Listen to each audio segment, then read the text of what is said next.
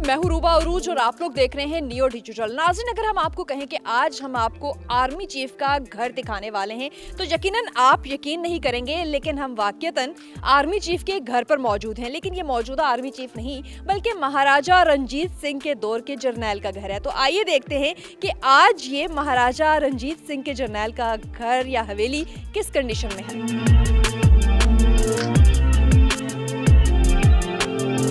300 साल पुरानी ये हवेली आज अपनी शानो शौकत के साथ तो मौजूद नहीं है, खस्ता हाल हो चुकी है। महाराजा रंजीत सिंह के जर्नैल सरदार ज्वाला सिंह सिंधु ने जब इसे तामीर किया तो बहुत ही दिल से तामीर किया था और शायद यही वजह है कि आज उनकी 8वीं नस्ल इस हवेली को प्रिजर्व करना चाहती है। इस वक्त मेरे साथ जो शख्स मौजूद हैं ये सरदार ज्वाला सिंह की फैमिली से ही बिलोंग करते हैं, 8वीं जनरेशन से बिलोंग करते हैं और नई जनरेशन में होने के बावजूद इन्हें फिक्र है कि इनकी ये हवेली किसी तरीके से प्रिजर्व हो जाए। अस्सलाम वालेकुम। जी वालेकुम अस्सलाम। क्या नाम है आपका? जी मेरा नाम सरदार सादुल्ला संधू है। अच्छा सरदार सादुल्ला, आपके बड़ों ने बुजुर्गों ने ये हवेली बहुत प्यार से बनाई होगी। बताइएगा, आज खस्ता हाल हो चुकी है। हमने देखा कि पहली मंजिल में बाड़ा बना हुआ है और बहुत जो है वो इग्नोर हो रही है। कोशिश की कि इसको प्रिजर्व कराया जा सके। जी सबसे पहले तो मैं आपको हवेली के बारे में कुछ बताता चलूँ कि हवेली का नाम है जी हवेली सरदार ज्वाला सिंह संधू। सरदार ज्वाला सिंह संधू जिनके नाम से ये हवेली मंसूब है, वो हमारे एंसेस्टर थे and we are his 8th generation. इसके बाद फर्दर मोर आपको बताता चलूँ, सरदार ज्वाला सिंह संधू जो थे उन्हें ये हवेली लेट 18th सेंचुरी में जो कंस्ट्रक्ट करवा के दी थी वो महाराजा रंजीत सिंह ने, और वो उनके हमजुल्फ भी थे। सरदार ज्वाला सिंह महाराजा साहब के हमजुल्फ भी थे, रिलेटिव भी थे और उनके मिलिट्री कमांडर भी थे। तो हवेली तकरीबन 250-300 साल पुरानी है। और जो बात आपने की कि खस्ता हाली इसकी वजह 1965 और 71 की वॉर्स जो है वो इसकी मेजर जो है डिस्ट्रक्शन की वजह हैं। आपको बताता चलूँ कि ये जो ईंटें हैं नानक शाही ईंटें हैं, ये एग्जैक्टली वही ईंटें हैं जो कि शाही किला में इस्तेमाल की गई हैं।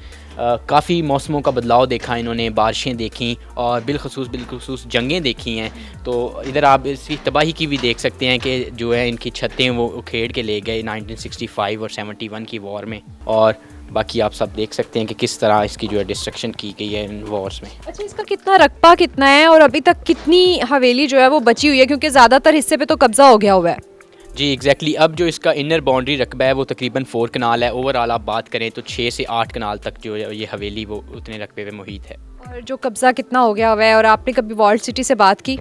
जी सबसे पहले तो बताता चलूँ, DG walled city Kamran Lashari साहब वो 2 मरतबा इधर आ चुके हैं और हमारी उनसे बातचीत भी हो रही है और वी आर श्योर कि इंशाल्लाह नियर फ्यूचर में हम जो है आर्कियोलॉजी डिपार्टमेंट और वॉल सिटी की डिपार्टमेंट गवर्नमेंट ऑफ पंजाब की मदद से इसको प्रिजर्व करने में, इसको मेंटेन करने में कामयाब होंगे इंशाल्लाह। जी बिल्कुल, बड़ी ये खूबसूरत रकबे पे मुहित ये जो है वो हवेली है।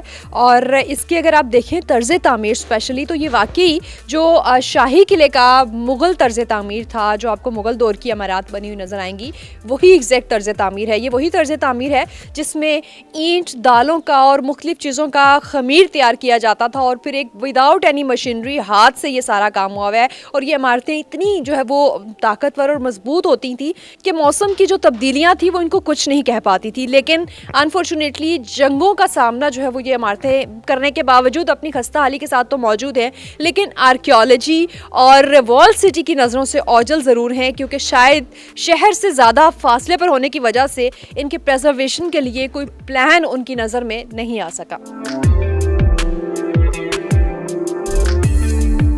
So this is the most mysterious part of this हवेली। और यहाँ पे आप देख सकते हैं कि ये बेसमेंट है और इस टाइम तो ये मुकम्मल तौर पर अंधेरे में डूबा हुआ है, लेकिन यहाँ पे आसार बता रहे हैं कि यहाँ पे बाकायदा फाउंटेन मौजूद था, हमाम मौजूद था और यहाँ से ही एक सुरंग भी कनेक्ट करती है जो कि जंगी सूरत हाल में काम आती थी। तो साथ हमारे साथ मौजूद हैं जो कि सरदार ज्वाला सिंह ख़ानदान से खुद भी बिलोंग करते हैं। तो लेट्स सी कि इनको इस बारे में क्या पता है और क्या कोई पिक्चर्स हिस्ट्री में कुछ देखा इस एरिया के बारे में। जी प्री पार्टीशन तो ये एक इंतहाई शाहकार किस्म की और बेसमेंट हुआ करती थी और बताया भी जाता है, जो बुज़ुर्ग हैं वो गांव के बताते हैं कि इधर हम हाइड एंड सीक खेलते हुए छुप जाया करते थे, तो एक एक दो दो दिन हम कोई उसको तलाश नहीं कर सकते थे। मतलब इस तरह का तर्ज़ इसका तामीर का अंदाज़ था।